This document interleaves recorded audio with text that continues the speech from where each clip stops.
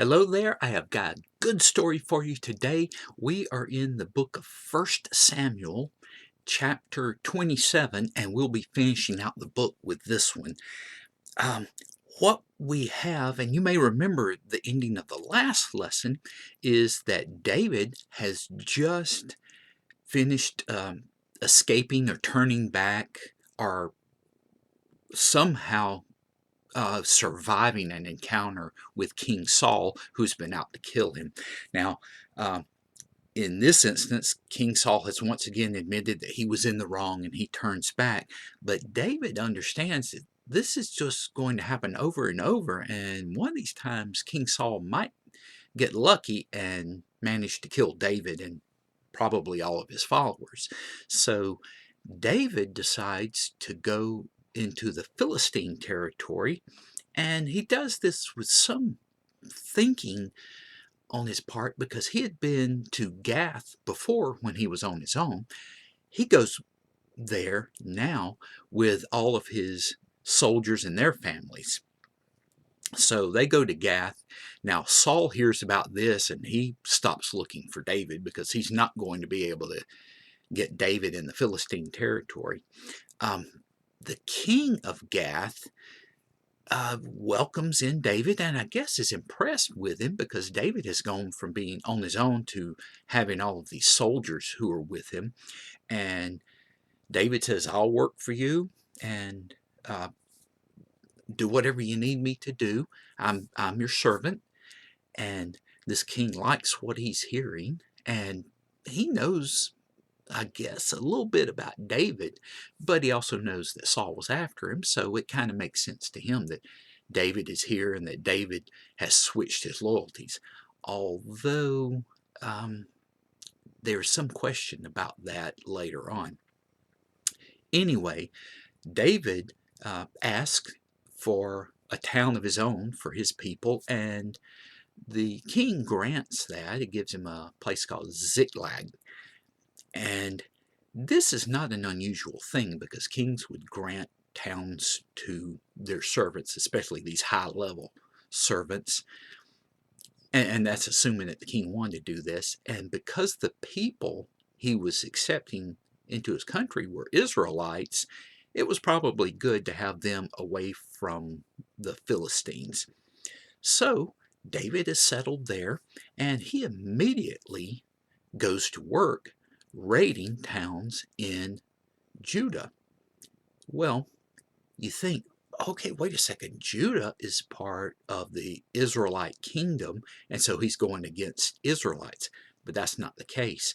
You may remember that in the Promised Land, there were all of these other people living there when the Israelites showed up, and they were supposed to clear them out. Well, they had never cleared out all of them. So there are a number of towns in the area that David is going to, and he starts wiping them out. This was something God had commanded many, many years before, and David is now fulfilling God's orders. And he's doing it with different people groups that are there, but all ones that were supposed to be driven out. So he would take some of what he gathered back to the Philistine king and give it to him. And the king would ask him, well, where have you been? Well, I've been over in Judah, wiping out these towns. And so that's a little deceptive, but it's apparently necessary with this because you can't very well go and say, oh, we're wiping out people who may be friendly to you. And so this king is thinking, okay, he's wiping out Israelite towns when that was not the case. So not long after this, the Philistine kings get together. Now, the king of Gath was just one of 5 kings in the Philistine country, you might say. And so they're getting together, they're putting their armies together, they're going to attack Saul.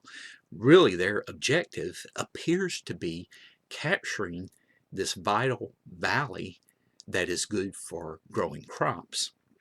So they gather their forces together, and the king of Gath tells David, All right, you've done great for me. I want you to go with me, you and your men, and you will be my personal bodyguard. Well, that's a high level position. And so David's going to do this. Uh, but the other Philistine kings go, wait a second, this guy's an Israelite. We don't trust him. You may trust him. We don't trust him. He can't go with us. And the king of Gath is saying, no, no, he's on our side. And they say, nope, we're not going to have him. So the king of Gath goes and talks to David and says, sorry, other guys are nervous about you. They think you'll turn on us once we get in a battle with Saul. And David's going, well, I'll only want to fight the enemies of my master, which the king of Gath thinks is him, but you just don't know for sure. So there's some speculation. I think it's probably true that David was going to turn on the Philistines during the battle, but we never get a chance to find out because he has to head home. Okay, he does that while the Philistines march into Israel and confront Saul and his army.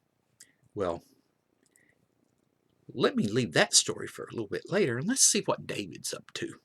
Well, David and his men get back to Ziklag, and they find the town has been burned, and the people are gone, and their stuff is gone.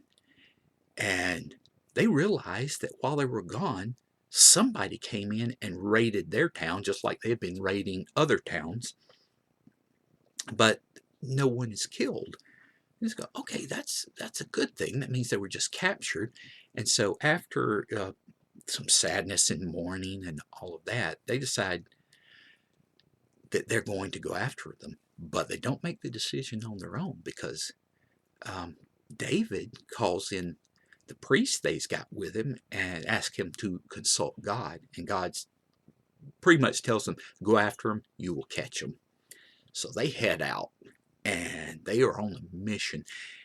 They pursue what we find out to be Amalekites who had been raiding all through Judah and into the Philistine areas. And the Amalekites were taking advantage of the fact that Israelite had pulled its army into this big battle and the Philistines had pulled theirs in, and there's no one protecting these towns. So they go in, they take all this stuff, they're on their way out. They have no idea that David is pursuing them. And as they're tracking them, David comes across an Egyptian. Turns out this guy had been a slave to the Amalekites, and they had left him behind when he got sick and couldn't keep up. So he's not inclined to be very nice or very friendly toward the Amalekites for the way they treated him. Well, David and his men give him food and water, and he tells them exactly where they're going and helps them find the Amalekites. Now, they go in, they whip the Amalekites, and they pretty much wipe them out except for some who have camels and can get away. And so they managed to get their families back and their stuff back. And you have to remember, David had 2 wives, and they had both been taken off too. So this was a great victory for David and his men, and they take the stuff and they head back to their town. But some of the things that had been taken from towns in Judah, David went in and gave them back their stuff. So this all ends well for David. Now for Saul, not so good, because we switch back to that coming battle. We find that Saul realizes that he does not have the army that can win this battle. And he's trying to consult God. He's not getting any dreams. He cannot get any responses to him. And you go, well, no wonder, because Saul had not been following God. That's why he was losing the kingdom. Well, Saul asks around and says, is there any medium? And you may not have heard that word before, but a lot of people would use the word witch or necromancer. Anyway, it's somebody who talks to the spirits of the dead. Now, this was one of those things God had said definitely do not do. And early in his reign, Saul had banished all such people from Israel. Well, now he's looking for one. And it's not like he can even go to Samuel, because remember, Samuel is already dead. And that's the person he would like to talk to. Well, some guys find out that, oh, okay, there's this place called Endor, and there's a witch there, and you can use her to speak to the dead. Well, Saul disguises himself and goes there with some of his men. It's nighttime. They show up and they say, we need for you to bring up someone who is dead so we can talk to him. And she says, well, don't you know Saul has banned those people? And Saul is saying, no, nothing will happen to you. You won't be punished for this. So she goes about doing this. Now, it's kind of interesting because it appears that she has some kind of spirit she can talk to, and that's not what she gets this time, because she asks Saul, who do you want to talk to? And he says, Samuel. Well, she sees Samuel, obviously his spirit, and she is terrified. She was not expecting to see him. And then she realizes who Saul is, and she panics, and Saul's saying, no, ask him a question. And, well, first he wants to know, what does he look like? And she describes and says, yep, that's Samuel. So I got a question for him. And they ended up talking to each other. Now, we don't know if Samuel is talking through her, because apparently only she can see Samuel, and maybe that only she can hear Samuel, and she passes along the message. But what happens is Saul says, okay, God won't answer me, and I need your help. And Samuel's going, why have you disturbed me? He said, look, the thing I'm going to tell you is that you weren't following God. He's taken the kingdom out of your hands, and he's going to give it to David. Okay, here's the confirmation that David is to be the one to replace Saul. And Samuel goes on to say that essentially, if God's not talking to you, I'm not either. But here's one thing you need to know. By this time tomorrow, you and your sons will be dead. Okay, with that, Samuel's gone. Saul, who had been fasting, is weak, and he falls to the floor. The witch ends up making some food for him and feeding him, and he didn't want to at first because he's so upset, but eventually he does.